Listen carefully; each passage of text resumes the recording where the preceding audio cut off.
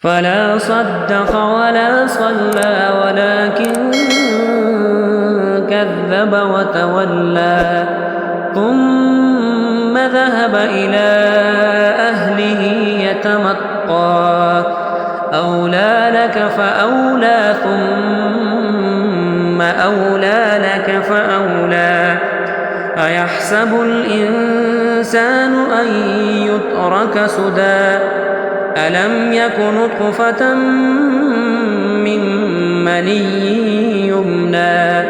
ثم كان علقة فخلق فسوى فجعل منه الزوجين الذكر والأنثى أليس ذلك بقادر على